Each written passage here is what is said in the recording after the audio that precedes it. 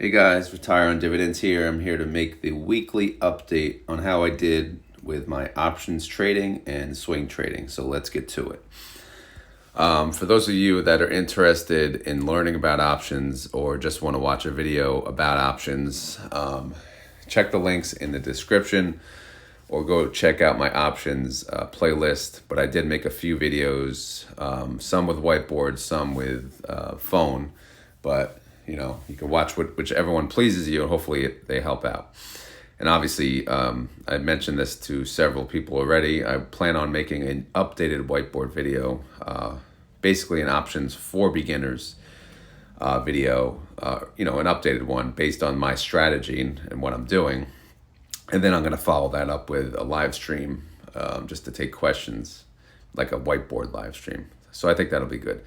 Anyway, let's get to it. So basically what I'm doing is the wheel strategy, and I'm doing the wheel strategy on TSLL, and that's a double leverage fund, 2x fund of Tesla. And I'm doing that because the double leverage allows for double the implied volatility, which allows for double the premium income.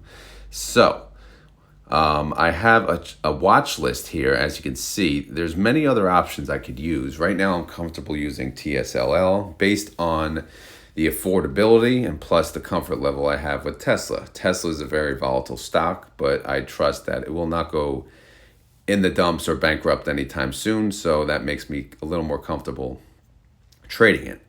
Would I much rather trade, an index? Of course. But, right now it's unaffordable for me. So I'm not going to go ahead and trade TNA until I can afford, multiple contracts, at least 10 contracts, maybe 8. But right now, $38 per share, that's a little expensive. 100 shares, one contract would be 3,800. So it's like, anyway, let's move on. So like I said, you guys know I do trades on TSLL, and that's all I'm using at this very moment. So what did I have that expired for this week? Well, let's take a look. Actually, let's see if the filter will work. Create a filter.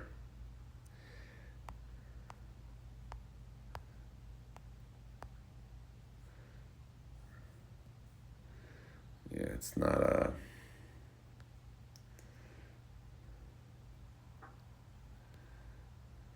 showing. There, see, it goes away. What the hell?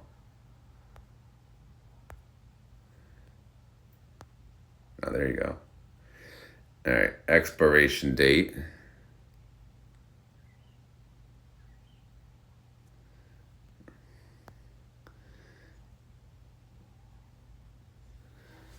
Filter by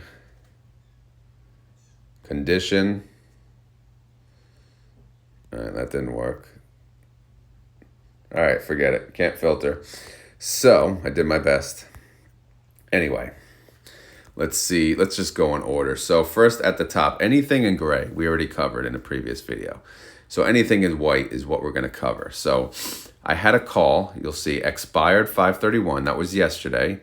And we go down to the right, strike price 750, right? 750. And again, it expired yesterday. So what did TSLL close at? If we go to the bottom, I have that down below. TSLL closed at $7.65. So since it closed above the strike price, again, which was 750, that means this got assigned. So I have a note all the way to the right that it got assigned and it got taken away from me.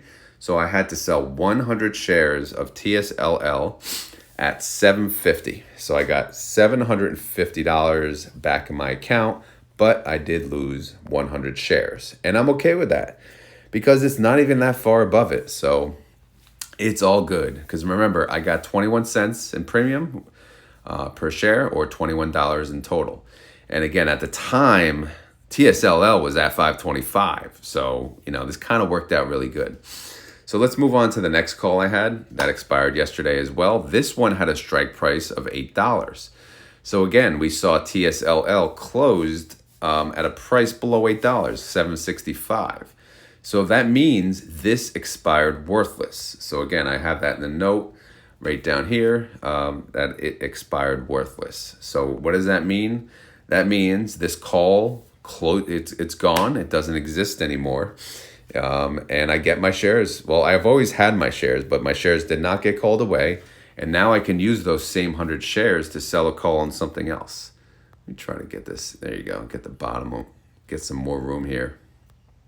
So yeah, that one expired worthless. So let's scroll through the grays. And what's the next transaction? Well, here's another call that expired on May 31st. If you go to the strike price column, column I, this one had a strike price of $8. And again, since it was $8, it expired worthless, right? So again, I got, the lock on the 100 shares is gone, and now I could use those 100 shares next week to do as I please. And again, for the ones that expired worthless, I made $35 on this one. The other one, I don't think I said, I made 40. So again, that's just $75 for nothing, for just holding shares. It's pretty good. All right, what else did I got going? Well, guess what? Another call. I had another call with a strike price of $8. This one I got $47 in premium for. So guess what? That expired worthless, which is a beautiful thing. So I get those 100 shares back to play around with, right? I get to not get them back. Again, I've had them, right? I own all, those 300 shares. I just happen to sell calls on them. But since that call expired and expired worthless, I get to sell more calls starting Monday, which is awesome. All right, what else expired? Well, I had a put. I sold a put, expiration 5/31. This one had a strike price of $7.50, okay? So what does that mean? When you sell a put, that's a bullish play, right? So you want it to go up. Did it go up above $7.50? Well, we know it was at $7.65. I gotta get that bottom. So since it closed above $7.50, where's the put? There it is. Since it closed above $7.50, this one also expired worthless. So I did not have to buy 100 shares at $7.50 because it closed above $7.50. So I got $20 for basically just putting up $750. Can't go wrong, man. You can't go wrong. All right, so new transactions for this week. So what did I do? Well, I did a bunch. I have 4 different transactions. I'll go in order. I sold a put for a $7 strike, and I chose an expiration date of June 7th, which is for next week, and I got $25. Beautiful thing, which comes to an annualized yield, by the way, of 130%. I've been trying, I don't have a set annualized, goal, but if I can keep it over 100, that's a win. And by the way, how am I calculating the annualized yield? So, basically, I take how much I'm earning per day. I get the number of days from, I take expiration date minus execution date, the day of the trade. In this example, it's 10 days, right? So I take basically for those 10 days, that's how long it took to make what? Where's the yield? The yield is, there it is, I'm sorry, 3.57%, column P, right? So I made that in 10 days. So if you divide that by the 10 days, that's the daily ROI, which I believe that I have that here, right? 0.36%. And then I take that and I times that by 365 and I get 130%. Obviously, that includes weekends and everything. So, but in the end, that's how I calculate the annualized yield. So what else did I do? I sold a call. Let me scroll this. I sold a call for $8 strike price, expires next week. I made $37 for that, and that's an annualized yield of 214%. On calls, I don't use the price of the 800 because $8 strike. I use the actual price of the underlying at the time. So TSLL was what, 788 at the time. So I times that by 100. That's how much essentially I'm fronting, right? Because I own these shares. That's how much I'm fronting to, produce that premium income. So that's how I calculate the call annualized yield. And then I sold another put. This time I said, okay, let's do 750. Because again, 750 is below my cost basis. I want to sell puts only below my cost basis. If I do ever go above my cost basis, I'm just going to consider that a new wheel. So right now I'm still in the same wheel from when I started. And it's been a while. It's been doing pretty good. But this time I did a put for 750. That's the highest I can go until I get my cost basis down even more. So anyway, I sold a put with an expiration date of June 7th. I got $32 for that, and that one yielded 222%, which is really good. Last but not least, I saw Tesla was recovering towards the end of the day. I had 100 shares left to play around with because I knew I had a whole bunch expiring that day. I'm like, you know what? Let me sell one more call. So I sold another call June 14th. This with an $8 strike. Actually, after I did this, I think I made a mistake because I forgot, about the dividend. The dividend gets paid in June. I'm not sure of the ex-dividend date, but it's probably after June 14th. So I wanted to use an expiration date after the ex-dividend date. That way, I sell my calls through ex-dividend. I collect the dividend, and if they get assigned, they get assigned. But it is what it is. It doesn't matter. All right. So anyway, this call expires June 14th. I'll look into the ex-dividend date for next week's video. But the strike price, $8. I got $40 for that. That yielded 136% annualized. So all in all, a pretty good week and a pretty good month. So if I scroll to the bottom, you can see month by month how much I've been making. I started in February, I made $108. In March, I made $260. In April, I made $478. In May, I made $453. Again, this is just the options premium I brought in. So it's been doing pretty good. And again, I haven't really changed how much I'm, using lately. It's been the same the last 2 or 3 months. So I may decide to use more of my money to do options trading since I'm doing better. I'm yielding much better. If you look, my annualized yield averages to be 281%, which is a much better return than what I'm getting with all of my other high yielding funds. So I may decide to use a little more money to do options, yet to be decided, but we shall see. All right, moving on to the wheel tab. Basically, this establishes the contracts that got assigned from day one and the contracts that got sold from day one. So if I can get this all on one screen. All right, so, I didn't grade out that part. Let's do that too.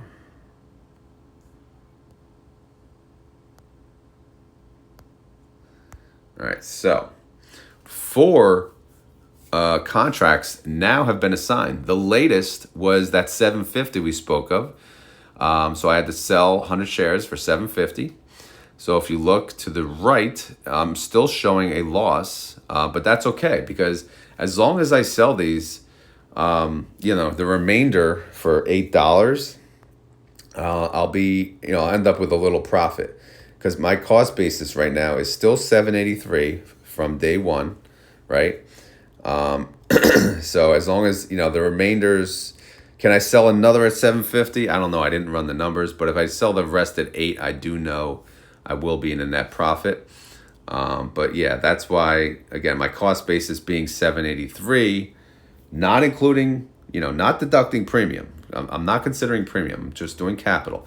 I will sell puts for 750 and below for as long as I need to, as long as it's worth it. And guess what? If I get assigned, great, because my cost basis will go below and below and below, and then I could sell calls, at essentially a lower strike price. But right now, I have 2 pending calls, both at $8. One expires next Friday, one expires the following, and then I have 300 shares now to play around with for next week. So time will tell. Again, we'll see what strike price I can choose. Again, $8 is ideal. TSLL is priced at $765, so it's a pretty good spot. If I wanted to sell a bunch, I'm probably going to sell a bunch at $8 through the month of June, just so I can collect the distribution. I'll do it, in a matter of over days. I don't like to do, more than one put and more than one call in the same day, because anything can happen the following day. For example, if TSLL jumps up Monday 5%, right? I'm only going to sell one call. Even though I'm tempted to sell all three calls, I'm only going to sell one. Because what if it jumps up again the next day? Then I'm missing out on a better premium for a better strike price. So that's why I'm just doing, I'm patience. I'm doing one per day, one put per day, and one call per day, or none, But that's the maximum I'll do per day, is just one of each. So hopefully that makes sense. And again, I have, the bar is low as income wise that I have to bring in, but 453 was just enough. It helped me get above the $2,000 in monthly income using that plus my monthly distributions. All right, so going to the income tab, I made $134 for the week, which I used $22.38 of capital, so that yielded 5.99%. And that's pretty good. That was better than last week, and the week before. So again, it was a great week. So again, the hypothetical, if I use $20,000, if I put that right into action, and I can have a solid rate of return like I've had of 281%, that's an annualized income of $56,000 or a monthly income of $46.90. This is why the temptation is there for me to just do more options, because I can get my monthly income up.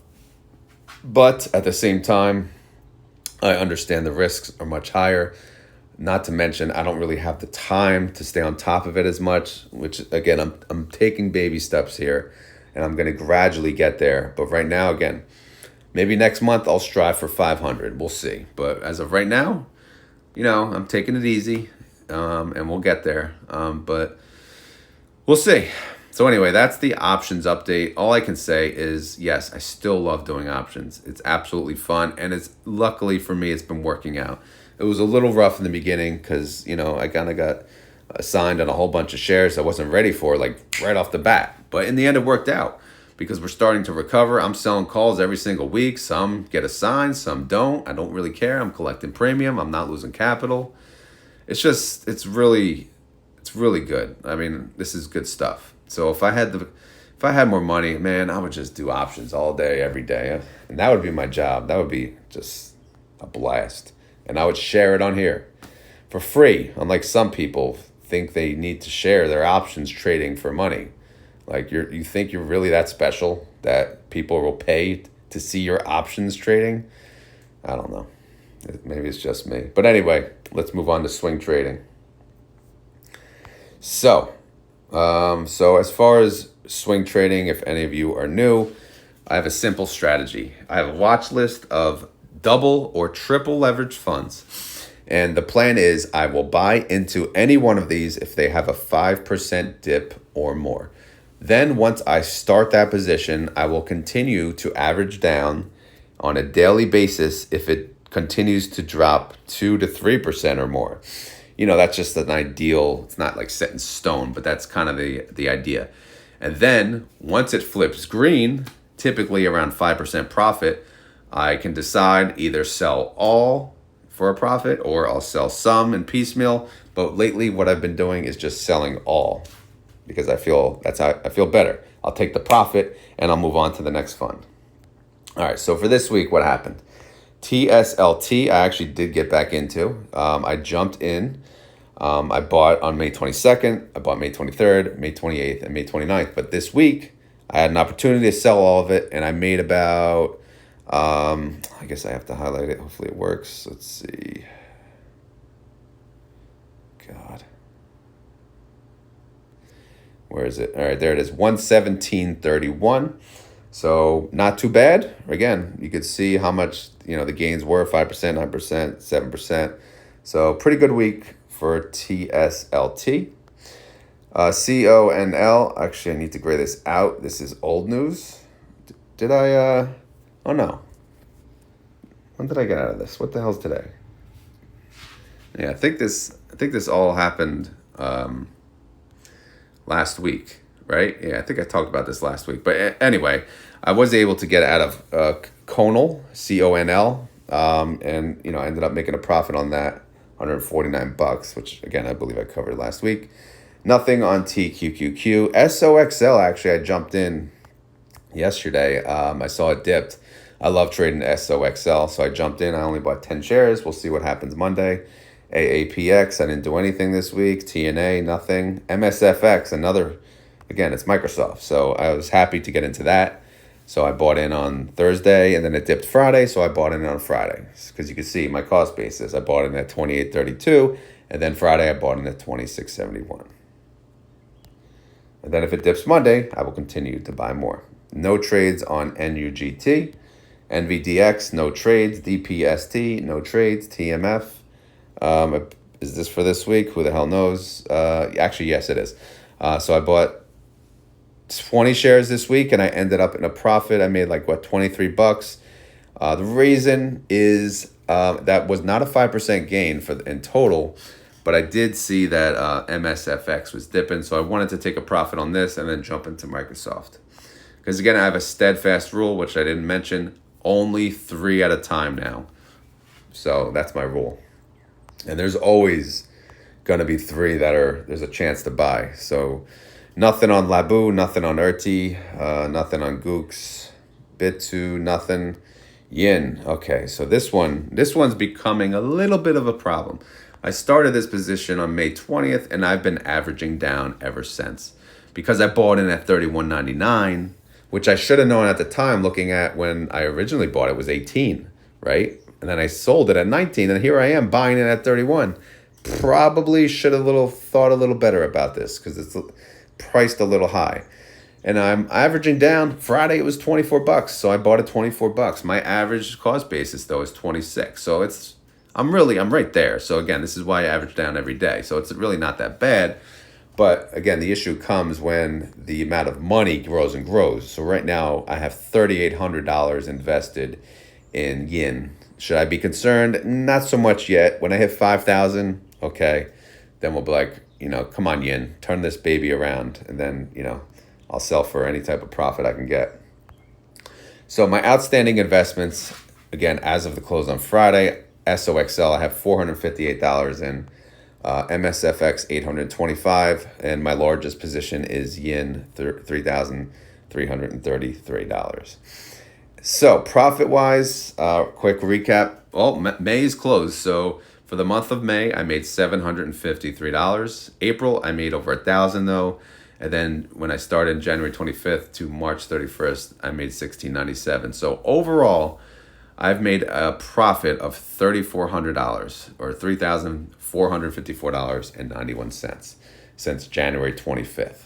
I have not lost money. So this strategy is working for me. It can get a little hairy, right? And I'm not using charts. I'm not using anything. I'm buying on dips. I'm selling when it's up. That's it. But again, this is just me. I like to keep it simple. Everyone tells me, oh, you got to use this and that and the other thing. I'm like, no, I'm not going to do that. I'm just going to use the basic, math methodology that I'm using. That goes for this and options. Again, I'm a very basic options trader. Some people much smarter than me, they use a lot of different tools, and it is smarter to do that, but I don't have the time. I don't even have any brain cells left to do that, to be honest. So I try to keep this simple. I got to save what brain cells I have left for work. So, but this is just, a side income. Again, my swing trading is in my, my retirement account, my wife's retirement account, which doesn't get any money because she's not working. So this is the new money that comes in. So again, I made $3,454 since January 25th. So that's good. That's like contributing to the 401k. And I'm going to continue to do this as long as I have the time. So it's been working out. But let me know if you have any questions in regards to the swing trading. Also, let me know if you have any questions on options, or if you want to make a comment on what I'm doing, how I did, let me know. I'm curious to see. I know people always have an opinion, whether good or bad, and that's fine. Let me know what you think. Also, I always appreciate you guys letting me know if this does help you. After the feedback, I will keep the swing trading as part of the video because many people said, yeah, let's keep it. So I will keep it. So options obviously is the main focus. So 75% of the videos, usually, I'm losing my voice, talking about options.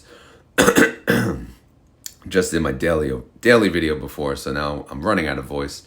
So let me finish this video up. But yeah, like I said, it'll be like 75% options time and then 25 swing trading. But I think both are good, both are fun, and both, you can make money. High risk, high reward though. All right, now I got the hiccups, damn. All right.